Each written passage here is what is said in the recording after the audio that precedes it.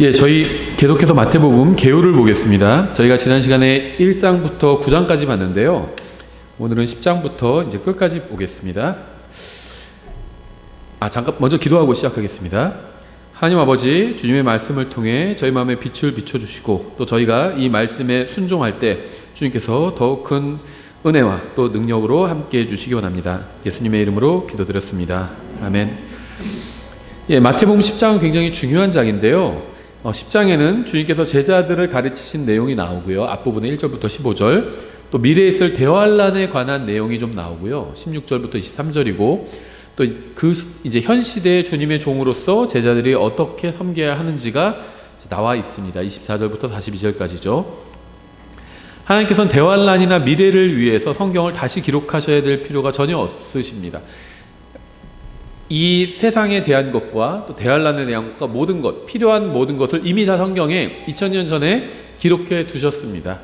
그리고 지금으로부터 이제 거의 한 1900년이 흘렀잖아요. 성경 계시록을 기록하신 이후에 1900년 정도가 흘렀는데요. 그것은 마태복음이나 아니면 다니엘서에 그 예언된 내용에 다 포함되어 있는 것들입니다. 그래서 지금 이 세상에서 일어나는 어떤 세세한 것들은 성경의 예언과는 관련이 없어요. 그러니까 성경에서는 지금 이 시대에 대해서 그 다니엘서에 다 예언을 해 두었습니다. 그것으로 된 겁니다. 다. 더 이상 그걸 넘어서는 예언은 하지 않고 있다는 겁니다. 그래서 성경에서 봤을 때는 우리는 이제 로마 시대 이후에 벌써 2000년이 흘렀고 막 많은 왕국들, 제국들이 섰다가 무너졌다가 막 반복을 했잖아요. 성경의 기준으로 보면 그냥 하나의 다 왕국으로 칩니다.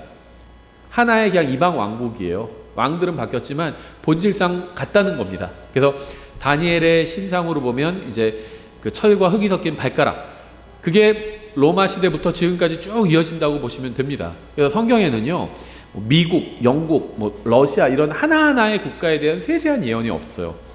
우리나라 말할 것도 없죠. 우리나라에 대한 예언도 없습니다. 우리한테 우리나라 중요하죠. 대한민국 중요합니다. 근데 성경에서는 중요한 국가로 다루지 않는다는 겁니다. 그건 우리나라뿐만 아니라 미국도 마찬가지예요. 성경에서 미국도 중요한 국가로 다루지 않아요. 그냥 다니엘의 신상에 그 발에 해당하는 부분으로 쭉 이어지고 있다고 보시면 되고요. 재림 때까지는 성경에서 특별한 예언이 없어요. 그래서 지금 일어나고 있는 일들을 어떤 예언으로 이렇게 해석하려는 것은 모두 비성경적인 해석입니다. 그냥 어떤 전조, 경고 정도로 우리가 이해하는 건 상관없겠죠. 근데 그걸 넘어서서 마치 지금 일어나고 있는 일들이 성경의 예언인 것처럼 그렇게 해석하면 이제 오류를 범하게 됩니다. 그래서 성경에는요, 이제 시대들에 대한 예언들이 있어요. 그래서 그것을 바르게 나누어서 살펴보면 모두 우리가 쉽게 이해할 수 있는데요. 모든 시대의 모든 사람에게 필요한 모든 말씀이 다 성경 안에 기록되어 있습니다. 다만 우리가 주의할 것은 성경에 기록된 모든 말씀이 다 나에게 직접적으로 하시는 말씀은 아니라는 겁니다. 나를 위한 말씀이에요. 나에게 직접적으로 하시는 말씀은 아니라는 겁니다. 비유가 정확한 비유는 아닐 수 있겠지만 법전이 있잖아요. 그러면 이제 보통 기본 법전 이렇게 해가지고 그 성경만한 사이즈로 나오는 법전이 있거든요. 사실은 훨씬 더, 실제 법은 그보다 훨씬 더 많아요. 근데 그냥 그 많은 법을 다 담으려면은 법전이 굉장히 커져야 되거든요. 실제 그런 대법전이 있어요. 큰 법전이. 그건 너무 크니까 이제 소법전이라고 해가지고 중요한 법, 6가지 법만, 5가지 법이죠. 그럼 5가지인가요? 7가지인가? 하여튼 중요한 법만 다룬 그 기록해 놓은 법전이 있는데요. 그 법은 대한민국 국민을 위한 거죠. 저를 위한 겁니다. 하지만 다 저에게 해당되는 건 아니에요. 제가 어떤 범죄를 저지르기 전까지는 형법의 대부분의 조문들은 저와 관련이 없죠. 그렇게 보시면 돼요. 경우는 좀 다르지만 성경에 기록된 모든 말씀이 다 나를 향한 것은 아니란 겁니다. 나를 위해서 기록되어 있어요. 나의 유익을 위해서. 하지만 나에게 직접적으로 하시는 말씀은 아니라는 겁니다. 이걸 구분해야 되는데요. 구분하기 어렵지 않아요. 문맥을 읽어보면 다 나와 있습니다.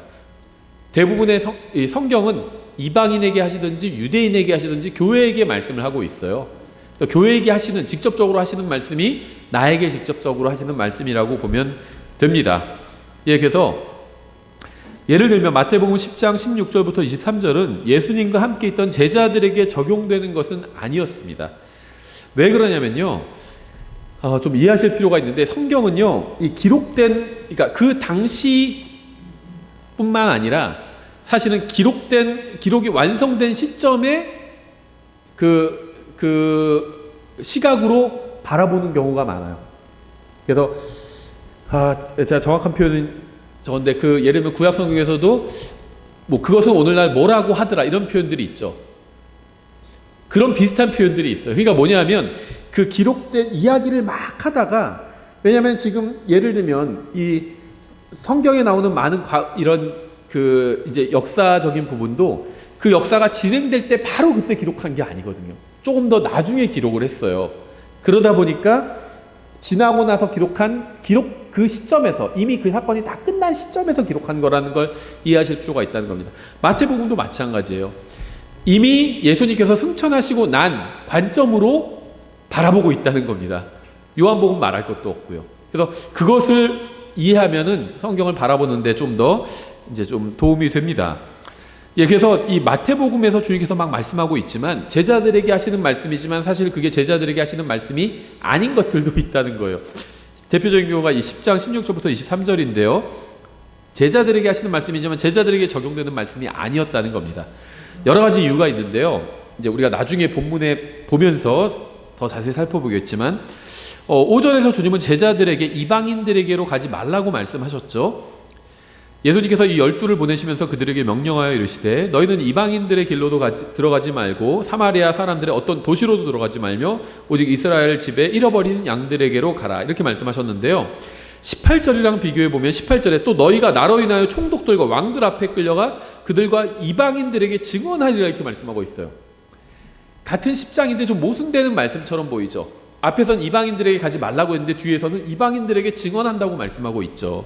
이게 모순이 아니라요, 진리의 말씀을 바르게 나누어서 연구하는 문제와 관련이 있어요. 문맥에 따라서 어떤 제자에게 하시는 말씀인지 분별할 수 있어야 됩니다. 예수님의 제자가 12제자만 있는 게 아니잖아요. 지금 이 시대의 그리스도인들도 예수님의 제자죠. 그래서 어떤 제자에게 하시는 말씀인지 구분할 수 있어야 된다는 겁니다. 제자들 안에 있던 성령님께서는 부활 이후까지는 제자들에게 말씀하실 수가 없었습니다. 20절에서 말하는 이는 너희가 아니요 너희 안에서 말씀하시는 너희 아버지의 영이시니라, 이렇게 말씀하고 있는데요. 이것은 다분히 예수님의 승천 이후의 관점으로 이야기하고 있는 거죠. 당연히 마태복음은요, 예수님의 승천 이후에 기록된 책이에요. 그래서 이 당시, 지금 예수님께서 이 마태복음 10장 당시에는 아직 십자가에 묻히시고 부활하시기 전이기 때문에 성령님께서 이 제자들 안에 이렇게 거하실 수가 없었습니다. 근데 마치 그게 가능한 것처럼 얘기를 하고 계시잖아요. 이건 승천 이후의 관점으로 얘기하고 계시다는 겁니다. 다시 말하면 예수님께서 승천하시고 난 이후에 독자들을 위해서 말씀하고 있는 것으로 성령님께서 그렇게 기록하셨다는 거예요. 그래서 요한복음 14장 17절에 의하면 성령님께서는 예수 그리스도의 부활 전에는 아직 믿는 자들 안에 임하지 않으셨습니다. 14장 16절에 요한복음, 내가 아버지께 구할 터인지 그분께서 다른 위로자를 너희에게 주사 그분께서 영원토록 너희와 함께 거하게 하시리니 곧 진리의 영이시라. 세상은 그분을 받아들이지 못하나니 이는 세상이 그분을 보지도 못하고 알지도 못하기 때문이라. 그러나 너희는 그분을 아나니 이는 그분께서 너희와 함께 거하시며 또 너희 속에 계실 것이기 때문이라. 그러니까 예수님께서 지상사역 중 제자들을 둘씩 보내셨을 때 아직 그들 안에 오늘날 믿는 사람 안에 거하시는 것처럼 성령님께서 영원히 거하지는 않으셨다는 겁니다. 따라서 우리는 마태복음 10장 16절부터 23절에 나오는 이 제자들은 나중에 교회 시대에 예수님을 믿고 구원받아 제자가 된 사람들에 대한 말씀임을 알 수 있어요. 그 당시의 제자들에겐 교리적으로 적용이 안 돼요. 그럼 왜 예수님께서 그렇게 말씀하셨냐? 그렇게 말씀하신 게 아니라 그렇게 기록한 겁니다. 누구를 위해서? 승천 이후에 이 마태복음을 읽을 독자들을 위해서 기록한 거예요. 마태복음 자체는 예수님께서 말씀하실 그 당시에 기록된 것이 아니라 예수님께서 승천하시고 난 이후에 기록이 되었거든요. 그래서 승천 이후에 독자들을 위해서 기록된 것이지, 예수님께서 실제 10장에서 제자들을 파송하실 때 그 제자들을 위해서 기록되지 않은 말씀이라는 거예요. 이걸 이해해야 된다는 겁니다. 예수님께서 지상에 계실 때 12제자가 핍박을 받았다는 성경적인 증거는 없어요. 그러니까 너희가 핍박을 받고 어쩌고 저쩌고 말씀하시지만 그거는 승천 이후에 사도행전에서는 핍박을 받죠.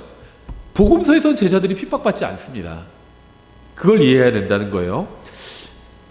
마가복음 16장 30절과 누가복음 9장 10절에 의하면 제자들의 사역은 사람들에게 받아들여졌고요, 성공적이었다는 사실을 알 수 있습니다. 하지만 마태복음 10장에서는 핍박을 받게 될 제자들에 대해서 말씀하고 있어요. 그러니까 실제로 제자들을 주님께서 파송하셨을 때, 지상사역 중에 예수님께서, 그땐 제자들이요 핍박받지 않았다는 겁니다. 받아들여졌어요. 사람들이 받아들였습니다. 제자들이 전하는 말씀을. 근데 언제 핍박을 받았냐? 예수님께서 승천하시고 난 이후에 사도행전에서는 핍박을 받았다는 겁니다. 그래서 마태복음 24장 9절 13절 이런 표현과 일치하죠. 그때 그들이 너희를 넘겨주어 고통받게 하고 너희를 죽이리니 너희가 내 이름으로 인해 모든 민족에게 미움을 받으리라. 그러나 끝까지 견디는 자 곧 그는 구원을 받으리라. 이 말씀은요, 예수님이 파송하실 당시에는 어울리지 않는 말씀이에요.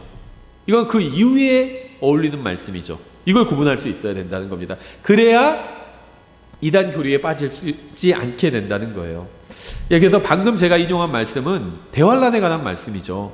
그러니까 예수님께서 지상사역을 행하신 기간은 대환란이 아니죠, 당연히. 성경은 마지막 때에 관해서 말씀하시면서 박해, 살해, 미움에 관해서 말씀하고 있습니다. 이러한 것들은 모두 대환란과 관련이 있고요. 물론 사도행전에 기록된 사도들이 받은 핍박을 보면 마태복음 10장 22절에 일부가 사도들의 생애에 성취되는 것처럼 보이기도 하지만 절 전체는 대환란에 관한 것임을 알 수 있어요. 그래서 이중 적용이 된다 이런 얘기를 하거든요. 사도행전에서 일부 성취가 되는데 온전히 다 성취되지는 않았어요.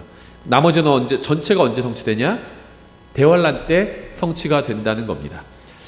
사도행전에서도 제자들이 핍박을 받았잖아요. 근데 이제 마태복음 24장은 사도행전에 관한 예언이 아니라 대환란 때 관한 예언이라는 거예요. 교회 시대에는 예수 그리스도를 믿고 그분과 개인적인 만남을 통해서 혼이 지옥으로부터 구원받게 되죠. 하지만 마태복음 24장처럼 대환란에 관한 문맥에서 말씀하시는 구원은 혼의 구원이 아닌 육체가 죽음을 면하게 되는 몸의 구원입니다. 마태복음 10장에서 말씀하시는 구원은 혼이 지옥으로부터 구원받게 되는 것이 아닌 몸이 죽음으로부터 구원받게 되는 그런 구원이에요. 마태복음 10장은 우리가 정말 주의해서 읽어야 되는 본문입니다. 마태복음 24장과 함께. 그래서 하나님의 말씀에는 모순이 없어요. 모순처럼 보이는 이유는 제대로 나누어서 공부하지 않았기 때문입니다. 그래서 누구에게 적용하는 말씀인지 구분하지 않았기 때문에 모순처럼 보이는 거예요. 아이들이 이제 커가면은 예를 들면 대학생일 수도 있고 고등학생일 수도 있고 뭐 중학생일 수도 있겠죠. 아이들이 셋이 있다면 그러면은 아버지가 다른 어떤 기준을 정해줄 수 있겠죠. 귀가 시간을 중학생은 더 빨리 들어와야 되고 고등학생은 그거보다는 조금 더 한 2시간 늦게 들어와도 되고 대학생은 좀 더 늦게 들어와도 되고 기준이 다를 수 있죠. 그러면 누구한테 6시에 들어와, 너는 8시에 들어와, 넌 10시까지는 들어와 이렇게 얘기했는데 그게 모순을 일으키는 건 아니죠. 중학생한테는 넌 6시까지는 들어와야 돼요. 대학생한테 너는 10시까지만 들어와도 돼. 이렇게 얘기할 수 있는 거잖아요. 모순이 아니라는 겁니다. 누구에게 하는 말인지를 구분하면은 쉽게 풀릴 수 있다는 거예요. 근데 그걸 구분하지 않으니까 여기 6시까지 들어오라고 했는데 여긴 10시까지 들어오라고 그러네. 성경은 모순이네. 이런 식으로 얘기를 해버린다는 거죠. 성경이 모순이라고 생각하는 사람은. 근데 문맥을 보면요, 얘기하는 대상이 달라요. 이걸 구분하는 게 성경을 공부하는 겁니다. 마태복음에 나오는 주님의 지상사역은 네 부분으로 나눠서 볼 수 있는데요. 이제 4장부터 본격적인 지상사역이 시작되죠. 4장부터 7장까지는 회개하라고 부르시는 이제 왕국 복음의 선포입니다. 그리고 8장부터 16장까지는요, 이제 왕에 관한 선포입니다. 먼저 8장에서는 예수님이 한 사람으로 소개가 되었고요. 또 통치하실 분으로 소개가 되고 있습니다. 주님은 기적을 통해서 자신의 신성을 직접 드러내 보여주셨고요. 사람들을 불쌍히 여기심을 통해서 자신의 또 인성을 드러내 보여주셨습니다. 예수님은 반인 반신이 아니라 완벽한 하나님이면서 동시에 완벽한 인간이심을 성경은 증언하고 있어요. 반인 반신이 아니에요. 100% 하나님이고 100% 인간입니다. 이게 어떻게 가능하냐? 하나님이니까 가능한 거예요. 예수님 안에는 완벽한 하나님이 계시고 동시에 완벽한 인간이 계십니다. 그래서 우리처럼 연민을 느끼시는 거예요. 불쌍히 여겨주시는 거고 완벽한 인간이 되셨기 때문에 그런 겁니다. 예, 세 번째는 왕이 자신의 백성에게 거부당하는 부분인데요. 16장부터 20장까지입니다. 왕국이 선포되고 왕이 선포되었지만 유대인들은 왕을 거부하죠. 셋째 부분에서는 유대인들이 예수님을 거부하는 모습이 이제 비유를 통해서 계속 나오고 있어요. 예수님께서 많은 기적을 행하셨지만 유대인들은 주님을 거부했고요. 아예 무시하기까지 했습니다. 이제 네 번째 부분은요, 유대인들이 왕국을 거부하는 부분인데요. 21장부터 이제 26장까지, 그러니까 예수님께서 십자가에 못 박히시기 전까지가 나오는 거고요. 이 부분에 나오는 비유는 이제 경륜이 바뀌는 것에 관해서 다루고 있는데요. 교회 시대에는 왕국에 관한 경륜이 이제 잠시 멈추게 됩니다. 산상설교와 올리브산의 설교는 많은 점에서 다른데요. 이 둘을 비교해 보면 강조점이 다르다는 사실을 알 수가 있어요. 그래서 보통 이제 교회 전천년주의 세대주의를 가르치시는 분들이, 저도 전천년주의 세대주의를 가르치죠. 이 교회 시대를 이제 삽입된 기간이다 이렇게 얘기하는데요. 구약 시대 어떤 이스라엘을 통한 왕국을 세우시는 것, 이것이 쭉 연결이 되다가 이 유대인들의 거부로 인해서 일단 멈춰지게 됩니다. 그리고 이제 교회 시대가 열리게 되고 교회가 들림받아 올라가면 휴거가 되면 다시 이제 왕국에 관한 것으로 상황이 바뀌게 돼요. 그래서 재림하시고 왕이 재림하시는 거죠. 그리고 왕국을 세우시게 되는 겁니다. 그리고 교회는 어떻게 되냐? 교회는 또 왕의 신부로서 또 왕의 가족으로서 함께 통치에 참여하게 되는 거죠. 21장에는 세 가지 표적이 나오는데요. 1절부터 11절은 이스라엘이 영적으로 완전히 소경이 되었음을 보여주고 있고요. 12절부터 16절은 성전을 정결하게 함을 다루면서 이스라엘이 내적으로 얼마나 부패했는지를 보여주고 있어요. 겉으로 성전, 종교의 모양은 있습니다. 근데 거기서 뭐 하고 있었죠? 다 죄다 장사하고 있었고 그렇잖아요. 이거는 지금 우리에게도 영적으로 보여줄 굉장히 많은 것을 시사하는 부분이라고 볼 수가 있겠죠. 교회가 지금 사람들이 교회라고 하면 좋은 이미지보다는 나쁜 이미지를 더 많이 떠오르잖아요. 저도 목사지만 목사라고 하면요, 훌륭한 사람이다 이렇게 생각하기보다는 뭔가 사기꾼이다 이렇게 생각하는 경우가 많아요. 그렇죠.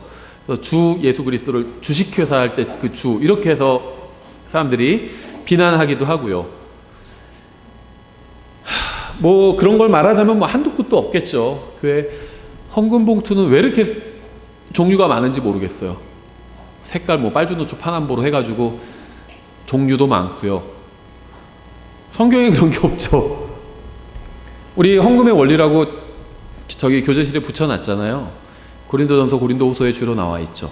하나님께서 나에게 복 주신 대로 또 미리 내가 준비해서, 그렇죠, 또 인색하지 않게 그런 원리들만 따르면 되는 겁니다. 그렇죠. 무슨 명목으로 자꾸 만들어가지고 또 이게 교회의 민낯이 너무 많이 드러나 버렸어요. 그렇죠. 헌금 봉투에 왜 가운데 구멍은 뚫려 있는지 모르겠어요. 얼마 넣었는지 보이려고 뚫어 놓은 거겠죠, 의도가. 그러니까는 겉으로 보면 종교의 어떤 모양은 있는데 속은 완전히 부패해버린 겁니다. 이스라엘도 그랬죠. 성전 있고 그렇지만 거기서 죄다 사고 팔고 장사하고 이웃 남기고 철저하게 부패한 모습을 보여주고 있죠. 21장 17절부터 22절은요, 열매 없는 무화과 나무를 통해서 이스라엘이 외적으로도 아무런 열매가 없다는 사실을 또 지적하고 있습니다. 주님께서 초림하셨을 당시에 이스라엘 민족은 완전히 부패한 상태였습니다. 재림하실 땐 어떨까요? 재림하실 때도 세상은 완전히 부패한 상태일 겁니다. 그러니까 후천년주의, 그러니까 점점 세상은 좋은 곳이 되어서 예수님께서 오셔서 임하실 것이다. 좋은 곳이 되면. 이렇게 주장하는 사람들이 있어요. 이런 사상이요, 이제 대표적인 게 사실 CCC 같은 경우에요. 그리스도의 계절이 오게 하자. 그럴듯한 말 같지만 사실은 요즘도 그런 말 하는지 모르겠지만 그리스도의 계절이 오게 하자. 그런 얘기 하거든요. 그럴듯해 보이지만 성경적인 얘기는 아니에요. 우리가 오게 할 수 있는 게 아닙니다. 예수님의 계절이 있는지도 모르겠지만 주님의 왕국이 임하게 하자는 거겠죠. 근데 주님의 왕국은요, 주님께서 오셔야지 임할 수 있는 거지 우리가 어떻게 할 수 있는 것이 아니에요. 더 많이 복음을 전한다고 해서 주님의 왕국이 임하게 되는 것도 아닙니다. 그거는 무관합니다. 그래서 초림 때도 이 세상은 완전히 부패한 상태였고요. 재림 때도 마찬가지로 이 세상은 완전히 부패한 상태가 될 것입니다. 21장과 22장에는요, 세 가지 비유가 나오는데요. 21장에 두 아들의 비유가 나오는데 이스라엘이 아버지 하나님을 거부하는 것을 보여주고요. 21장에 또 포도원의 비유가 나오는데 이스라엘이 아들 하나님을 거부함을 보여주고요. 또 22장에 결혼식 비유가 나오는데 이스라엘이 성령 하나님을 거부함을 보여줍니다. 이스라엘 민족은 아버지 하나님과 아들 하나님과 성령 하나님, 삼위일체 하나님을 완전히 거부하게 되죠. 22장에는요, 근데 유대인들은 원래 아버지 하나님만 믿고 삼위일체 하나님을 안 믿지 않았어요? 그렇게 생각하는 분들이 있는데요. 그렇지 않아요. 유대인들이 그런 이상한 얘기를 하니까 예수님께서 바로 지적하셨어요. 그럼 다윗이 왜 주께서 내 주께 말씀하시기를 그런 식으로 말했냐? 딱 말씀하시니까 아무도 얘기를 못 하잖아요. 그렇죠? 왜 주님이 두 명이에요? 주께서 내 주께 말씀하시기 시편 바로 인용해 버리셨어요.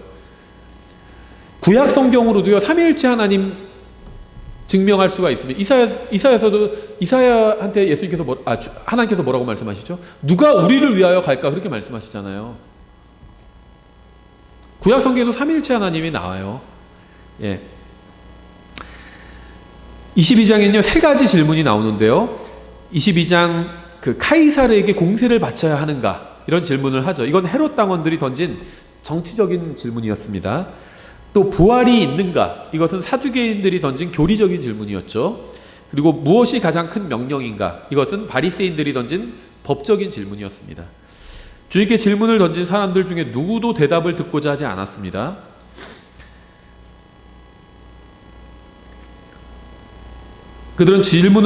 이 사람들이 질문을 던진 이유는요, 진리를 알기 위해서가 아니라 하나님을 거부할 핑계를 대기 위해서였어요.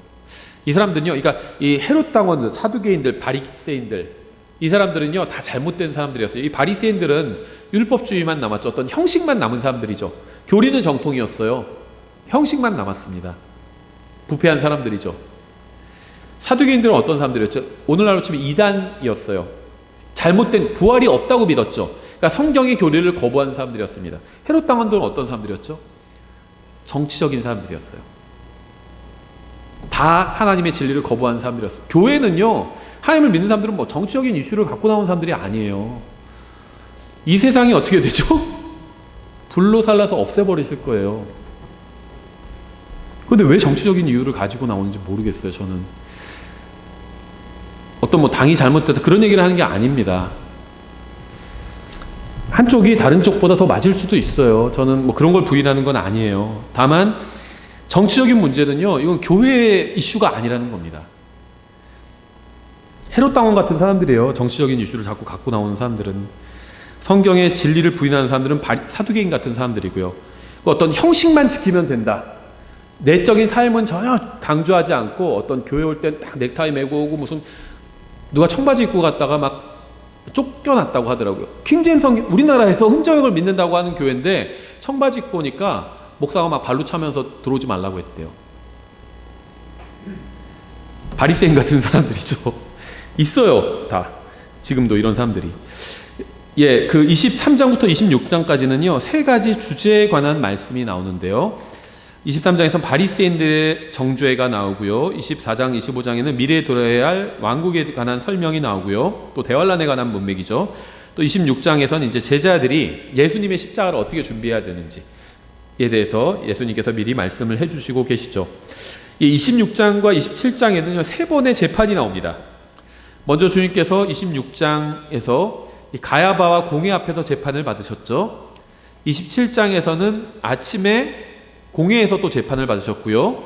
27장 이제 뒷부분에서는 이제 빌라도 앞에서 최종적으로 재판을 받으시고 사형 판결을 받으셨죠. 마태복음 24장은요, 성경에서 가장 논쟁적인 장입니다. 많은 사람들이 마태복음 24장을 통해서 구원의 영원한 보장, 재림에 관한 교리, 또 교회 휴거 등에 관한 교리를 정립하려고 하는데요. 마태복음은 교회에 관한 장이 아니에요. 또 교회에 관한 교리를 마태복음 24장에서 세우려고 하면요, 이단에 빠지게 됩니다. 대부분의 거짓 교사들은 마태복음 24장을 통해서 자신들의 거짓 교리를 입증하려고 합니다. 교회 이야기를 하는데 자꾸 마태복음, 계시록 이런 걸 꺼내면요, 그거는 무엇인가 크게 잘못됐다고 생각을 해야 돼요. 사람들이 마태복음 24장을 제대로 이해하지 못하는 이유는 마태복음의 기록 목적을 제대로 알지 못하기 때문이에요. 마태복음은 유대인들을 향해서 기록되었습니다. 그러니까 이게 똑같은 법이도 형법은 뭐를 위해서 기록되었죠? 범죄자들을 처벌할 근거를 마련하기 위해서 기록을 한 거죠. 근데 이걸 가지고 예를 들면 막 복지를 따지려고 그러면 안 되겠죠. 마찬가지예요. 마태복음은요, 교회를 향해서 기록된 책이 아니에요. 이거는 유대인들, 왕국에 관해서 말씀하기 위해서 기록하신 책입니다. 그래서 마태복음은 유대인들을 향해서 기록되었습니다. 이 점을 기억해야지 마태복음을 가지고 거짓 교리를 만들지 않을 수가 있겠죠. 마태복음 마지막 때의 교회에 관해서는 거의 아무것도 말씀하고 있지 않아요. 교회에 관한 말씀이 거의 없습니다. 있긴 있어요. 그런데 예언적으로 나중에 너 이 반석 위에 교회를 세울 것이다, 이런 예언적인 말씀을 하고 있을 뿐이지 그것 외에는요 거의 교회에 관한 말씀을 하지 않고 있습니다. 마태복음은. 또 마태복음의 그러니까 마태복음의 주제가 아닌 것, 첫 번째는 교회예요. 마태복음의 주제는 교회가 아닌, 교회에 관한 얘기가 몇 줄 나오긴 하지만 대부분은 교회에 관해서 말씀하고 있지 않아요. 왕국에 관해서 말씀하고 있습니다.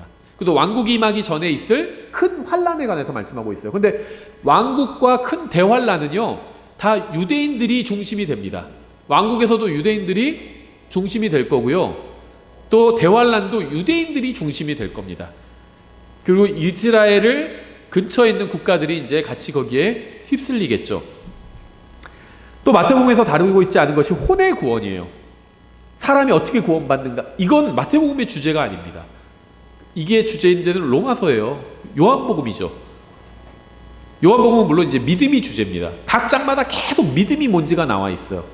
사람이 어떻게 구원받는가? 이건 로마서에서 아주 자세하게 설명해 주고 있잖아요. 마태복음에서 찾으려고 하면 안 된다는 겁니다. 마태복음은 혼의 구원이 주제가 아니에요. 왕국이 주제예요. 왕국. 어떻게 왕을 세우시고 누가 왕으로 오시고, 이게 마태복음의 주제입니다.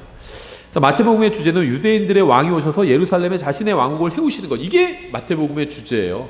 여기서 자꾸 다른 거를 찾으려고 그러면 안 된다고는 겁니다. 그렇죠. 돈을 찾으러 은행에 가야지 쓰레기장에 가지고 막 뒤지면 뭐 돈이 나올 수도 있어요. 동전 몇 개.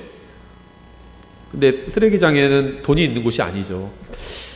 마태복음 24장은 유대인들의 성전의 파괴에 대해서 예언하고 있죠. 24장 1절 2절. 예수님께서 성전을 떠나서 가실 때 그분의 제자들이 성전의 건물들을 보여드리려고 그분께 나오매 예수님께서 그들에게 이르시되 너희가 이 모든 것을 보지 아니하느냐? 진실로 내가 너희에게 이르노니 여기서 돌 하나도 다른 돌 위에 남지 아니하고 다 무너지리라 하시니라.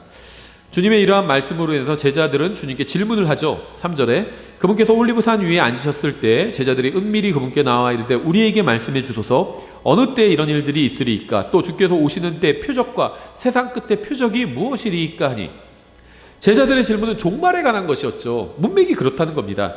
제자들은 교회에 관해서 물어보지 않았어요. 교회에 관한 진리는 제자들에게는 감추어져 있었습니다. 그래서 골로새서 1장과 에베소서 2장에서 이게 이전에는 감추어져 있었다고 말씀하고 있어요. 교회에 관한 진리가. 세상 끝은 항상 하나님께서 사람들을 다루시는 경륜의 끝을 의미합니다. 주님께서는 24장에서 온 세상이 아닌 유대 땅에 대해서 말씀하고 계세요. 제가 그래서 대환란의 중심이 이스라엘, 유대 땅이라고 말씀드렸죠. 팔레스타인. 그 땅이 대환란의 중심지입니다. 거기가 이제 격전지가 될 거예요. 대환란에. 무슨 뭐 강원도 두메산골이나 이런 데는요, 대환란의 중심지가 아니에요. 호주 무슨 사막 한가운데 이런 데는 대환란의 중심지가 아닙니다. 팔레스타인 땅, 거기가 대환란의 중심지예요.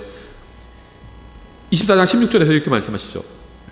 그때 유대에 있는 자들은 산들로 도망할지어다. 이스라엘 땅이 대환란의 중심지입니다. 그래서 여기에 있는 사람들이 어떻게 행동해야 되는지 행동 강령을 말씀해주고 계신 거죠. 유대에 있는 자들이 산들로 도망하래요. 설악산에 있는 사람들이 뭐 어디로 도망가라 이렇게 말씀하시는 게 아니라는 거죠.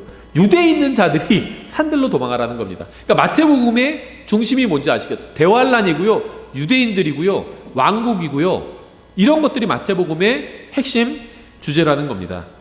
또 구원의 수단으로 안식일을 지키는 것에 관해서 말씀하고 있죠. 무슨 구원일까요? 몸의 구원이에요. 몸의 구원.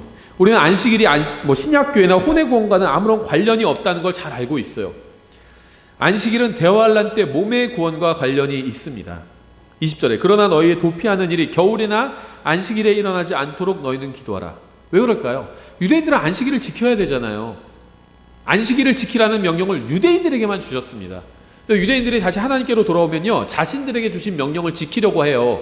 그런데 안식일에는 움직이면 안 되는데 짐승이 부하들이 자기를 잡으러 오고 핍박하러 오면 피해야 되잖아요. 또 곤란하게 되죠. 거기에 대해서 말씀하고 있는 겁니다.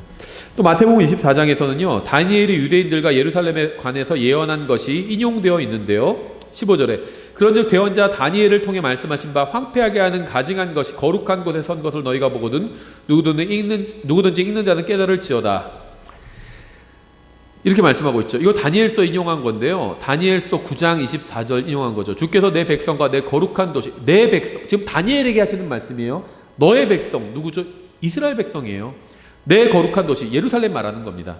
71회를 정하셨나니 이것은 범법을 그치고 죄들을 끝내며, 대화환란의 목적이 뭔지 말씀해주고 있죠. 유대인들의 죄들을 끝내는 겁니다. 불법에 대하여 화해를 이루고 유대인들은 하나님과 아직 화해하지 않았어요. 하나님과 화해하게 하기 위해서 대환란을 한 겁니다. 이게 아이들 키워보시는 분들은 아실 거예요. 아이들이 잘못했어요. 근데 그냥 받아주면 안 되죠. 그러면 아이들이 잘못해도 괜찮겠네 이렇게 생각할 수 있잖아요. 혼을 내야 돼요. 한번. 대환란이 바로 그 회초리를 때리는 것이라고 보시면 돼요. 혼을 내고 나선 그 다음에는 이제 잘못한 거에 대한 벌을 받았으니까 이제 화해를 할 수 있는 거죠. 화해를 이루고 영존하는 의를 가져오며, 우리는 하나님과 이미 화해했어요. 로마서 5장 1절 우리가 오늘 암송했잖아요. 하나님과 화해했습니다. 예수 그리스도를 통해서 화해했어요. 우리는 영존하는 의를 우린 이미 받았습니다. 다니엘서 9장은요, 또 다니엘서 9장을 인용하고 있는 마태복음 24장은 교회와 전혀 관련이 없다는 겁니다. 우리는 하나님과 이미 화해했고요, 영존하는 의도 받았어요. 유대인들은 아직 화해하지 않았어요. 하나님을 거부하고 있잖아요. 환상과 대언에 봉인하고 또 지극히 거룩하신 이에게 기름을 붓고자 함이라. 그러므로 알고 깨달을지어다. 즉 예루살렘을 회복하고 건축하라는 명령이 나가는 때로부터 통치자 메시아에 이르기까지 7일에야 62일에가 있으리니, 우리가 다니엘서에서 이거 공부했죠. 심지어 곤란할 때의 거리와 성벽이 다시 건축될 것이며 62일의 뒤에 메시아가 끊어질 터이나 자기를 위한 것이 아니라 초림될 얘기하는 겁니다. 예수님께서 십자가에서 죽으신 거. 장차 이 말 통치자의 백성이 그 도시와 그 성소를 파괴하려니와 그것의 끝에는 홍수가 있을 것이며 또 그 전쟁이 끝날 때까지 황폐하게 하는 것이 작정되었느니라. 그가 많은 사람과 한 일해 동안 언약을 확정하리니 그가 그 일의 한중간에 희생물과 봉헌물을 그치게 하고 또 가증한 것들로 뒤덮기 위하여 심지어 완전히 끝날 때까지 그것들을 황폐하게 할 것이요 작정된 그것이 그 황폐한 곳에 쏟아지리라 하니라. 예수님에 관한 말씀과 짐승에 관한 말씀과 예루살렘에 관한 말씀, 유대에 관한 말씀이죠. 이방인과 교회와는 전혀 관련이 없는 말씀입니다. 그래서 마태복음 24장은 다니엘서 9장을 인용하고 있는데 다니엘서 9장은 이스라엘에 관한 말씀이라는 겁니다. 따라서 마태복음 24장도 이스라엘에 관한 말씀입니다. 교회와는 전혀 관련이 없어요. 교회의 휴거와도 관련이 없습니다. 24장에서는 거짓 그리스도와 거짓 대언자에 대해서 경고하고 있죠. 많은 사람이 내 이름으로 와서 내가 그리스도라 하면 많은 사람을 속이리라 이렇게 말씀하셨고요. 많은 거짓 대언자가 일어나 많은 사람을 속이며 이렇게 말씀하셨죠. 속지 않으려면 하나님의 말씀을 알아야 됩니다. 하나님의 말씀을 알면 속지 않을 수 있어요. 이러한 말씀은 모두 유대인들에게 하시는 거예요. 그리스도인은 거짓 대언자나 거짓 그리스도를 따르지 않아요. 우리는 알죠. 내가 그리스도다 그러면 우리 그런 거 속지 않습니다. 그렇죠. 말도 안 되는 주장. 지금도요. 요즘은 몇 명 남았는지 모르겠는데 예전 자료 보면요, 한국에 자기가 그리스도나 그에 준하는 자라고 주장하는 자가 40명 이상이라고 하더라고요. 이단 교주들. 우리는 속지 않잖아요. 그런 사람들에게. 그리스도인들에게 하시는 경고는 거짓 그리스도나 거짓 대언자가 아닌 거짓 교사에 관한 거예요. 거짓 목사. 그리스도인은요, 거짓 그리스도에게 속지 않거든요. 그렇죠. 누가 자기가 메시아다, 우린 그런 거 속지 않잖아요. 근데 그리스도인들이 누구에게 속는 줄 아세요? 거짓 교사에게 속아요. 목사에게 속는다는 겁니다. 그래서 거짓 교사를 분별할 수 있어야 돼요. 그러려면 어떻게 하냐면 하나님 말씀을 알아야 됩니다. 거짓 그리스도나 거짓 대언자를 따르는 그리스도인은 없지만 거짓 교사와 거짓 영을 따르는 그리스도인은 굉장히 많아요. 그래서 요한일서 4장, 베드로서 2장, 또 고린도서 11장에서 거짓 교사에 대해서 경고를 하고 있죠. 마태복음은 신약의 그리스도인이 아닌 유대인들을 대상으로 기록되었던 점을 항상 기억해야 합니다. 24장에는 왕국의 복음이 기록되어 있는데요. 14절에 왕국의 이 복음이 모든 민족들에게 증언되기 위해 온 세상에 선포되리니 그제야 끝이 오리라. 왕국 복음은요, 개인이 아닌 민족에게 선포되는 복음이에요. 왕국복음이 담고 있는 기쁜 소식은 개인이 다시 태어나는 것이 아니라 지상에 주님께서 왕국을 세우실 것에 관한 그러한 말씀입니다. 그래서 이 왕국복음은 이스라엘 민족이 예수 그리스도를 거부하기 전에 침례인 요한이 선포한 것이고요. 또 예수님께서도 선포하셨고요. 제자들도 10장에서 선포했습니다. 마태복음에 주로 나와요. 올리브산에서 하신 말씀은요, 스가랴서 14장 4절에서 말씀하신 예수 그리스도의 지상 재림과 그분의 왕국을 세우는 것과 이스라엘이 머리국가가 되는 것과 관련이 있어요. 만일 마태복음 24장을 교회에 적용하려고 하면 믿는 자의 구원의 영원한 보장이나 교회 환난전 휴거나 믿음과 은혜를 통한 구원의 교리는 완전히 엉망진창이 되어버린다는 겁니다. 마태복음 24장은요, 하늘나라가 아닌 지상에 관해서 말씀하고 있고 혼의 구원이 아닌 몸의 구원에 관해서 말씀하고 있어요. 지상에 세워질 물리적인 왕국과 지상에 살고 있는 사람들의 물리적인 이 몸에 관해서 말씀하고 있다는 겁니다. 또 교회가 아닌 이스라엘에 관해서 말씀하고 있어요. 따라서 마태복음 24장을 제대로 이해하지 못하면 성경을 제대로 이해할 수 없을 뿐 아니라 이제 이단 교리에 빠지게 됩니다. 대부분의 이단들이요, 다 마태복음 24장을 잘못 해석해서 나온 거라고 보시면 됩니다. 우리는 단순히 성경을 읽는 것으로 만족해서는 안 됩니다. 성경을 찾아보고 탐구하고 연구해야 돼요. 우리의 마음과 생각과 내면 전체를 하나님의 말씀으로 채워야 합니다. 하나님의 말씀을 붙들고 있으면 우리는 결코 마귀에게 미혹되거나 거짓 교사에게 속거나 이단 교리에 휩쓸려 가지 않을 겁니다. 그리스도인들은 거짓 교사 다른 말로 하면 가짜 목사예요. 가짜 목사는 누가 가짜 목사냐면요, 신학교를 나오고 안 나오고가 중요한 게 아니라 하나님의 말씀을 가르치지 않는 사람입니다. 하나님의 말씀과 다른 걸 가르치는 사람이에요. 근데 이거는요, 성경을 여러분들이 열심히 읽으면 쉽게 구분할 수가 있어요. 아무리 말을 잘해도요, 성경에 없는 얘기를 하면은 그건 가짜 목사예요. 뭐 킹제임스 성경을 사용하냐 안 하냐 이건 중요하지 않아요. 킹제임스 성경을 가지고 강단에서 설교해도요, 성경에 없는 걸 설교하면 그 사람 가짜 목사인 겁니다. 성경을 알아야 돼요. 성경을 알면 바로 구분해낼 수가 있습니다. 마태복음 거짓 교리에 빠지지 않는 유일한 길은 성경을 탐구하는 겁니다. 연구하는 거예요. 읽고 묵상하고 연구하고 배우고 묵상하고 배우고 연구하고 읽고 계속 이걸 반복하는 겁니다. 성경을 이해하기 위해선 반드시 마태복음을 제대로 이해해야 합니다. 문맥을 이해하고 핵심 구절을 이해해야 돼요. 그러면 거짓 교리에 미혹되지 않을 겁니다. 마태복음 5장에 나오는 산상설교와 23장에 나오는 바리새인들을 책망하시는 것을 비교해 볼 필요가 있는데요. 이 두 본문을 비교해 보면 하나님께서 요구하시는 것과 예수님의 초림 당시의 종교 지도자들의 실제 모습 사이에 굉장히 큰 괴리가 있다는 사실을 알 수 있는데요. 마태복음 24장과 계시록 6장, 13장, 19장을 비교해 보면 대환란 때 일어날 일들에 관한 정확한 순서를 알 수 있어요. 마태복음 7장에는 쌍을 이루는 것들이 여러 가지가 나오는데요. 멸망으로 인도하는 넓은 문이 나오고 생명으로 인도하는 좁은 문이 나오고요. 근데 문이 좁다고 해서 어려운 건 아니에요. 이 문이 좁고 길이 좁다고 해서 어려운 건 아닙니다. 이걸 착각하시면 안 돼요. 좁을 뿐이에요. 어렵진 않습니다. 넓다고 해서 다 이게 반대로 쉽다는 건 아닙니다. 두 문이 나오고 넓은 길과 좁은 길 두 길이 나오죠. 좁은 문으로 들어가는 믿는 사람들과 넓은 문으로 들어가는 믿지 않는 사람들, 두 종류의 사람들이 나옵니다. 또 좁은 길의 끝인 생명과 넓은 길의 끝인 멸망, 두 가지 운명도 나오죠. 17절에는 좋은 열매를 맺는 좋은 나무와 나쁜 열매를 맺는 변질된 나무, 두 나무와 두 종류의 열매가 나옵니다. 19절에는 두 나무의 운명도 나오죠. 좋은 나무는 보존될 것이고요, 변질된 나무는 찢겨서 불 속에 던져질 겁니다. 또 24절에서는 반석 위에 집을 지은 사람, 즉 하나님의 말씀을 듣고 그것을 행한 사람과 모래 위에 집을 지은 사람, 즉 말씀을 듣고도 그것을 행하지 않은 사람, 두 종류의 사람이 나오죠. 이게 참 놀랍죠. 반석 위에 집을 지은 사람 하면 교회 다니는 사람, 모래 위에 집을 지은 사람 하면 교회 안 다니는 사람, 이렇게 구분할 것 같은데 그게 아니에요. 구분이 뭐냐면요, 교회를 다니냐 안 다니냐, 하나님을 믿느냐 안 믿느냐, 단순히 이런 게 아니라 말씀대로 행하느냐 행하지 않느냐예요. 반석 위에 집을 지은 사람, 성경 확인해 보세요. 반석 위에 집을 지은 사람은요, 말씀을 듣고 그대로 행하는 사람입니다. 모래 위에 집을 지은 사람은요, 말씀을 듣지만 행하지 않는 사람이에요. 그럼 이 기준이라면 많은 사람들, 교회 다니는 많은 사람들도 모래 위에 집을 짓고 있는 거죠. 말씀을 듣긴 들었어요. 행하지 않아요. 그게 모래 위에 집을 지은 거래요.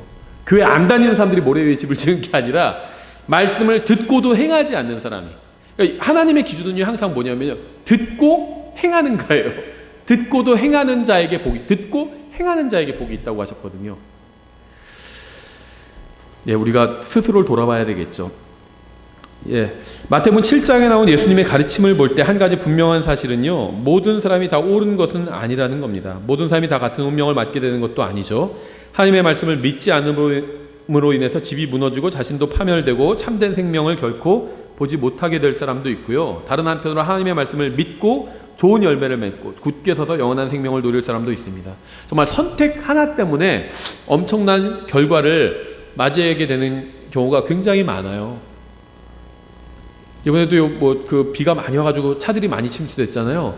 어떤 사람은 그냥 어딜 가는데 가까운 데인데 차 갖고 갈까 말까 하다가 그냥 차를 갖고 갔대요. 근데 그때 주차장에서 나오고 나서 폭우가 쏟아져 내서 차가 다 침수돼 버린 거예요. 별거 아닌 선택인데 재산상으로 엄청나게 손해를 날 뻔하다가 손해가 나지 않은 거죠. 그러니까 별거 아닌 선택으로 엄청난 결과가 일어나는 경우는 굉장히 많다는 겁니다. 굉장히 많아요, 그런 경우엔. 그렇죠. 뭐 하나에 투자했다가 다 잃을 수도 있고요. 버튼 하나로 이체해서 재산을 다 거기에 투자했다가 다 잃어버릴 수도 있어요. 근데 그게 아니라 이렇게 다 여기에 투자하면 위험할 것 같은데 그래서 다 투자하지 않아서 재산을 보존할 수도 있는 거죠.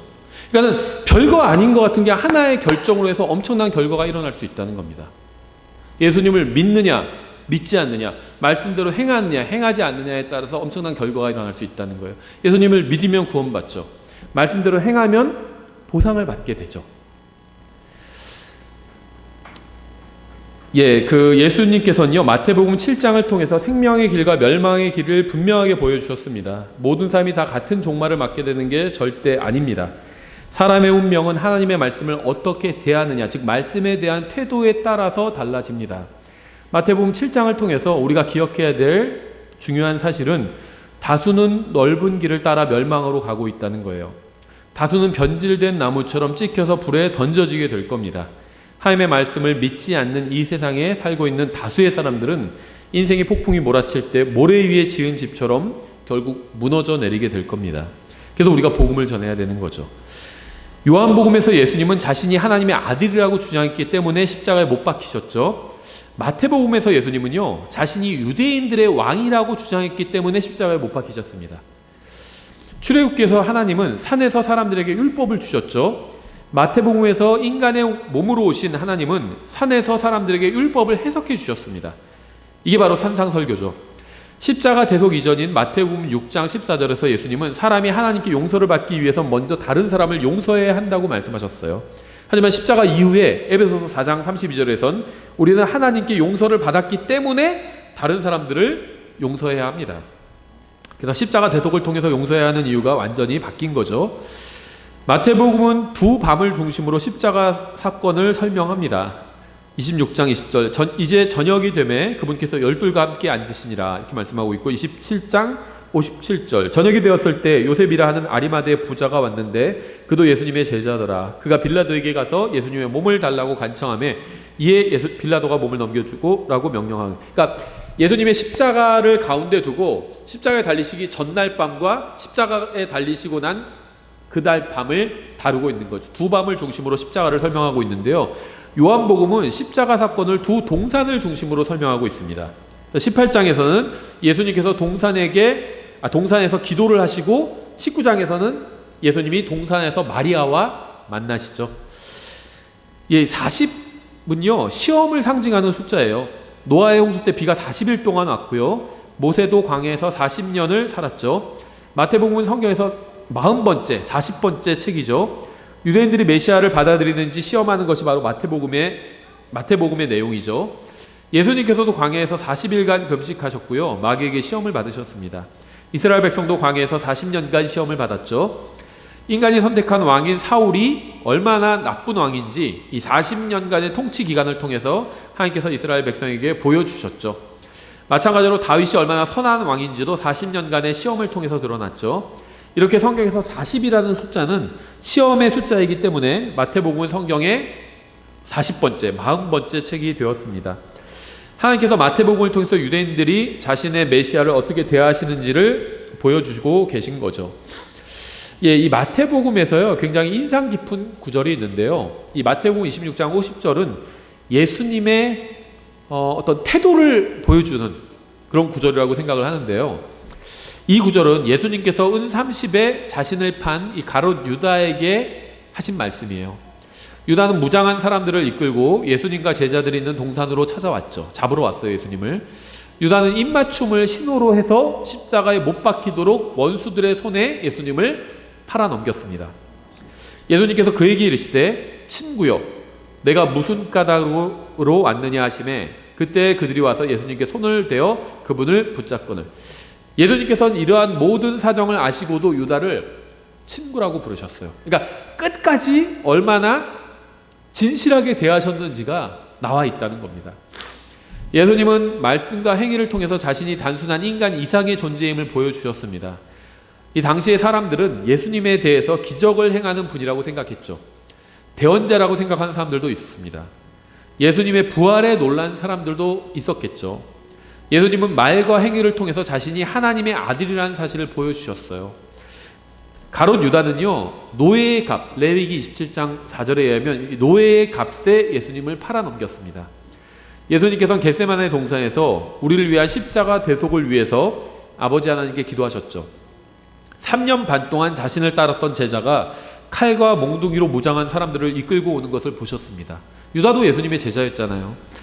예수님의 마음속에는 거짓이 전혀 없었어요. 예수님께서 유다를 친구라고 부르신 것은요 비아냥되기 위해서 부르신 것이 아니었습니다. 끝까지 진실하게 대하신 거예요.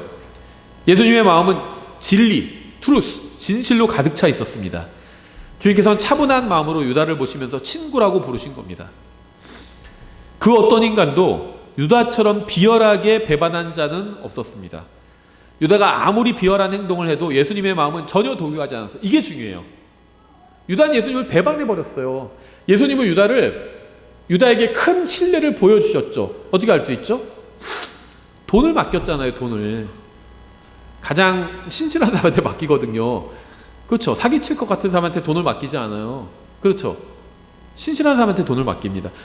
유다가 돈을 맡고 있었잖아요. 근데 유다는 예수님을 배반했어요.